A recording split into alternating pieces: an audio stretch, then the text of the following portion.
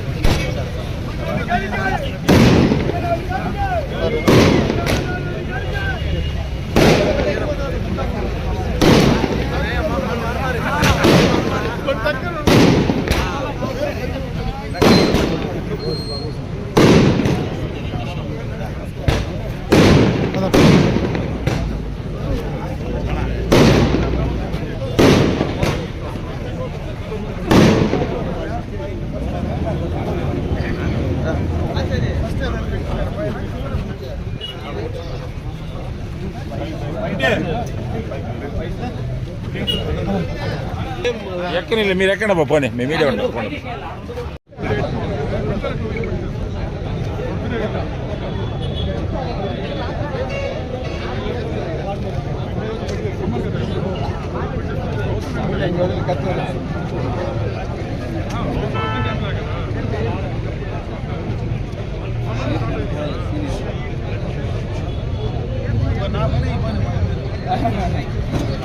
జిల్లా మైనారిటీ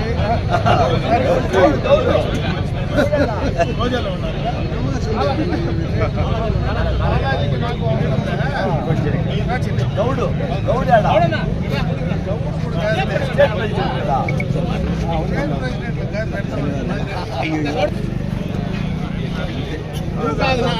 మీరు అడ్డం రాకూడదు.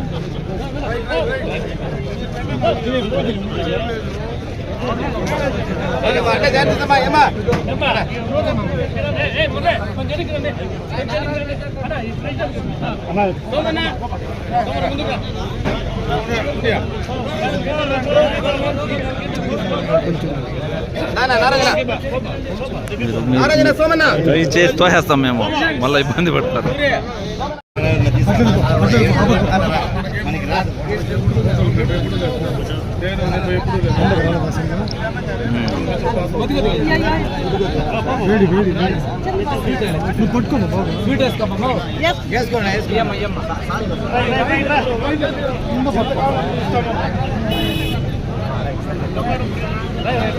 ఓకేనా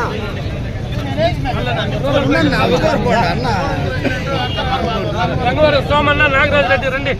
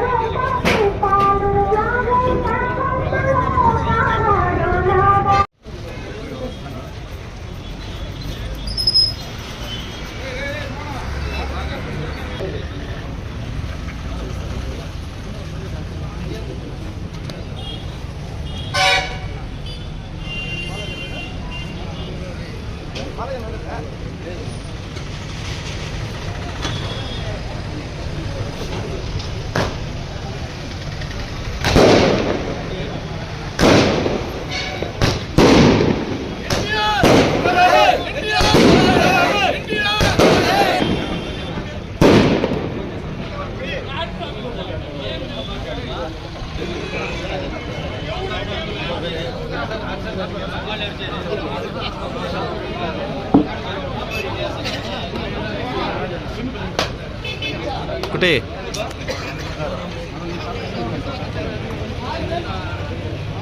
ఎన్టీఆర్ ఎన్టీఆర్ ఎన్టీఆర్ నారా చంద్రబాబు గారి నాయకత్వం నారా చంద్రబాబు గారి నాయకత్వం జై తెలుగుదేశం జై తెలుగుదేశం జై తెలుగుదేశం నారా చంద్రబాబు గారి నాయకత్వం అమరన్న గారి నాయకత్వం అమరన్న గారి నాయకత్వం జై తెలుగుదేశం జై తెలుగుదేశం ఎన్టీఆర్ ఎన్టీఆర్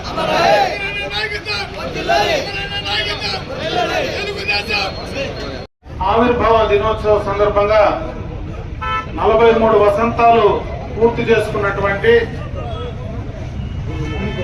కీర్తిశేషులు నందమూరి తారక రామారావు గారు స్థాపించినటువంటి తెలుగుదేశం పార్టీ గడచిన 43 సంవత్సరాల్లో ఎన్ని ఒడిదుడుకులకు లోనైనా ఎన్ని ఇబ్బందులు ఎదురైనా లేచి నిలబడినటువంటి తెలుగుదేశం పార్టీకి వెన్నుదన్నగా ఉన్నటువంటి తెలుగుదేశం పార్టీ కార్యకర్తలకు నాయకులకు అభిమానులకు ముఖ్యంగా తెలుగు ప్రజలకు పార్టీ ఆవిర్భావ దినోత్సవ శుభాకాంక్షలు తెలియజేసుకుంటున్నా. భారతదేశ చరిత్రలో తెలుగుదేశం పార్టీ ఒక మైలురాయి లాంటిది.